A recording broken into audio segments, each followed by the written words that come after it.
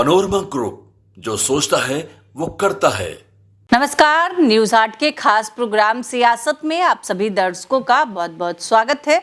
मैं हूं करिश्मा और हमारे साथ मौजूद है न्यूज 8 के senior journalist Chandan Jha. Sir नमस्कार। नमस्कार करिश्मा। सर, मुख्यमंत्री नीतीश कुमार आज सुबह सुबह अपने करीबी के घर पहुंच गए। अशोक चौधरी, विजय चौधरी और दीपक कुमार के घर गए थे। सर, सीएम नीतीश अचानक इन लोगों से मिलने क्यों गए? आखिर क्या वजह है इसके पीछे? वजह कई हो सकता है। कई बार अभी यह खबर प्रकाश में आ गई आज कि सीएम गए कहाँ पर, तो जो उनके भरोसेमंद मंत्री हैं विजय चौधरी और अशोक चौधरी, दोनों उनके भरोसेमंद हैं। और इससे पहले भी कई जगह वह गए थे। कुछ खबरें प्रकाश में समय पर नहीं आती है, लेकिन चूंकि आज सुबह सुबह चले गए थे। पिछले दिन कुछ दिनों पहले लल्लन सराफ, वह भी उनके बहुत करीबी हैं, भरोसेमंद हैं, उनके घर पहुंचे थे। शाम का वक्त था, गए, कुछ देर रुके, कुछ देर क्या, कुछ मिनट रुके, फिर चल दिए। कुछ ही दिनों पहले की बात है।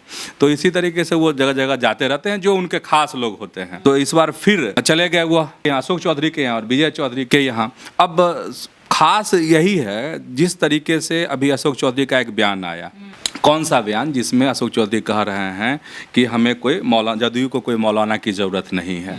और साथ ही अशोक चौधरी ने यह बात भी कही कि भाजपा के साथ रह करके 20 नेता की हिम्मत नहीं, किसी नेता की औकात नहीं है, देश के किसी भी नेता की, कि इस तरीके से मुस्लिमों के लिए काम कर दे, उनके लिए सुरक्षा, उनके तमाम जो विकास के काम हैं वो कर दे। वो सिर्फ अगर कुवत है किसी में तो नीतीश कुमार में है। तो इससे सवाल खड़ा हो रहा था कि लगता है अति उत्साह में अशोक चौधरी ऐसा बोल, हाँ, अशोक चौधरी ने ऐसा कह दिया।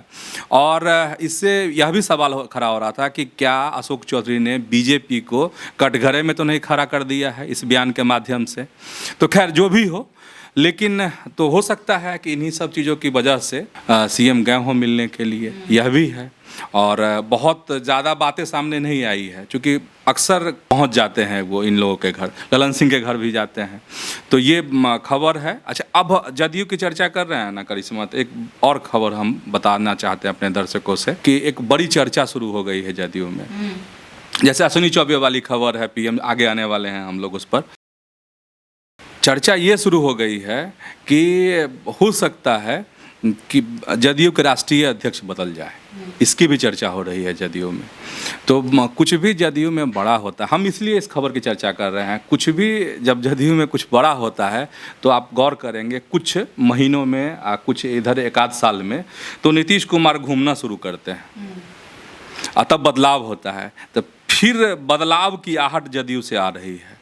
राष्ट्रीय अध्यक्ष हो सकता है किसी को जिम्मेदारी मिल सकती है।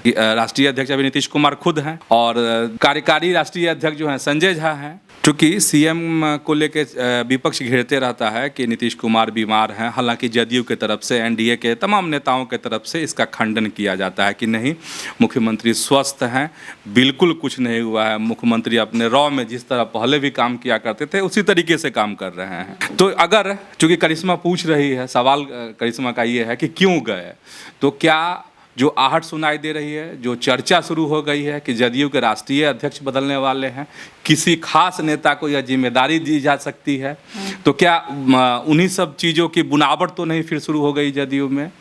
ये बड़ा सवाल है। और करिश्मा, बड़ा सवाल ये भी है कि तो फिर बनेगा कौन जदयू का राष्ट्रीय अध्यक्ष अगर नीतीश कुमार खुद नहीं रहेंगे? तो बहुत बड़ा नाम है, सब लोग जानते हैं। फिर से ललन सिंह की चर्चा शुरू हो गई है कि हो सकता है कि ललन सिंह को फिर से यह जिम्मेदारी दे दी जाए। हालांकि आधिकारिक रूप से इन सब चीज़ों की अभी पुष्टि नहीं हुई है। जदयू के अंदर खाने में चर्चा है, बड़े लोग मंथन कर रहे हैं, कार्यकर्ताओं के बीच जो है भी चर्चा शुरू हो गई है। लेकिन अब क्या होता है ये देखने वाली बात होगी। पनोरमा ग्रुप, जो सोचता है वो करता है। सर, अश्विनी चौबे ने एक बयान दे दिया और वो कह रहे हैं कि नीतीश कुमार को उप प्रधानमंत्री बनाना चाहिए। इसके बाद बिहार की जो सियासत है वो बाल पर आ गई है। लगातार बयान भी आ रहे हैं जदयू के तरफ से, उनके इस बयान का विरोध होने लगा है। सर, करिश्मा, ये जो सियासी उबाल शुरू हुआ है इसकी आंच दिल्ली तक भी पहुंच चुकी है। और कैसे क्या हुआ जरा बयान समझते हैं और तब खबर समझने में थोड़ी आसानी हो सकती है। बक्सर में कार्यक्रम था देवकी नंदन ठाकुर का, उसी कार्यक्रम में शामिल हुए कौन, तो पूर्व केंद्रीय मंत्री अश्विनी चौबे, और उसी में पत्रकारों ने इनसे सवाल किया था पप्पू यादव को लेकर के। कांग्रेस और पप्पू यादव से संबंधित सवाल था, लेकिन अश्विनी चौबे जो हैं पप्पू यादव वाली बात को दरकिनार करते हुए अपने दिल की बात, अपने मन की बात उन्होंने कही है। और उन्होंने कहा कि उनकी इच्छा है और नीतीश कुमार को जो है डिप्टी पीएम बनाया जाए, और ये बिहार के लिए गर्व की बात होगी। और यह दूसरा मौका होगा, अगर ऐसा हो जाता है तो दूसरा मौका होगा कि बिहार को इतना बड़ा सम्मान मिलेगा। जगजीवन राम का उन्होंने जिक्र किया कि वह डिप्टी पीएम बने थे, तो उसी तरीके से नीतीश कुमार को डिप्टी पीएम बनाया जाए। तो लेकिन उन्होंने यह बात कही है कि यह मेरी अपनी व्यक्तिगत राय है, मेरे मन की यह बात है। तो उन्होंने अपने मन की बात तो उन्होंने कह दी है, लेकिन सियासत जो है इस पे वाकई में सही कह रही है करिश्मा कि उबाल आ गया है।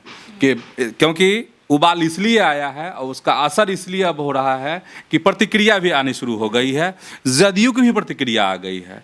अब बीजेपी के नेताओं की बातों को हम लोग छोड़ दें, जदयू ने ही इस पे अपना ये रिएक्शन दे दिया है। नीरज कुमार हैं, प्रवक्ता हैं जदयू के, एमएलसी हैं, उन्होंने जो कड़ी प्रतिक्रिया दी है, उन्होंने कहा है कि किसने क्या कहा, क्या संदर्भ है वो जाने, लेकिन उन्होंने कहा कि जब पटना में अमित शाह थे तो उन्होंने यही कहा था कार्यक्रम में कि नीतीश कुमार के नेतृत्व में 2025 का जो विधानसभा का चुनाव होगा वो नीतीश कुमार के नेतृत्व में लड़ा जाएगा। तो ऐसे में क्या कुछ बोलते हैं क्या नहीं बोलते हैं उसको हम उन सब चीज़ों को नहीं ध्यान देते हैं।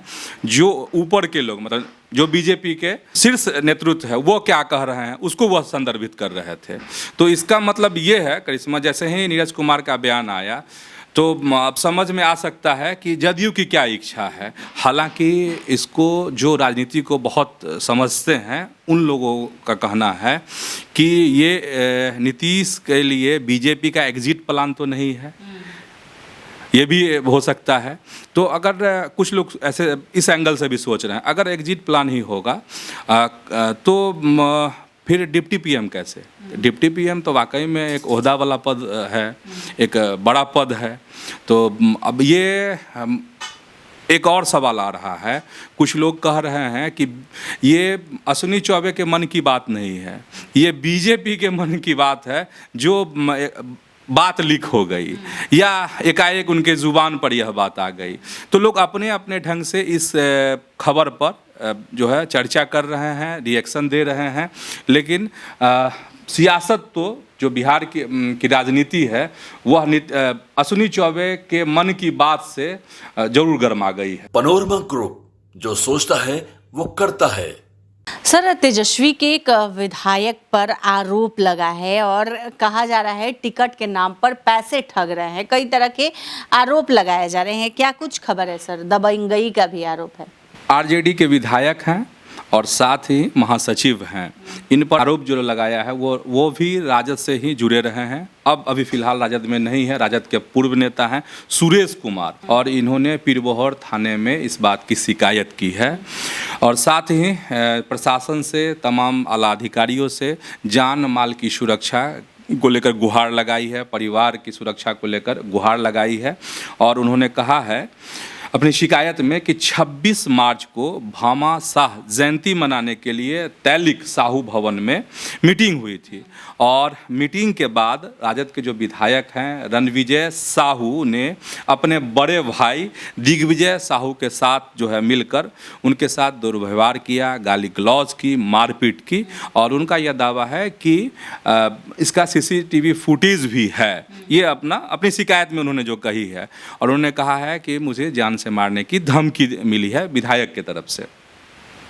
और अब यह बात हमने बता ही दी कि तमाम अधिकारियों से उन्होंने इसकी सुरक्षा की मांग की है, जान माल की, परिवार की सुरक्षा की मांग की है। और अब खास बात यह है कि जो रणविजय साहू हैं, आरजेडी के जो विधायक हैं, उनसे हमारी बात, और उन्होंने कहा कि ये सारे आरोप जो हैं निराधार हैं और सस्ती लोकप्रियता के लिए राजद के जो पूर्व नेता हैं सुरेश कुमार, उन्होंने सस्ती लोकप्रियता के लिए इस तरह की ओछी मतलब क्या कहे आरोप जो हैं हम पर लगा रहे हैं, यह कहना है। अच्छा, सुरेश कुमार का यह कहना कि हमको टिकट दिलाने और पार्टी में पद दिलाने के लिए मुजफ्फरपुर के ओराई से टिकट दिलाने के नाम पर वो हमसे पैसा ऐंठते थे, ये मतलब ये आरोप है। लेकिन सारे आरोपों को आरजेडी के विधायक ने खारिज कर दिया है। उन्होंने कहा कि नहीं, जितने भी आरोप हैं सारे मन गढ़ंत आरोप लगाए गए हैं मुझे बदनाम करने के लिए। तो आज के इस वीडियो में बस इतना ही। आगे की खबरों के लिए आप हमारे चैनल न्यूज़ 8 को सब्सक्राइब कर ले। अगर फेसबुक पर देख रहे हैं तो पेज को लाइक करना ना भूलें। हमारी वेबसाइट है news8.com, उसे भी ज़रूर विजिट करें। धन्यवाद।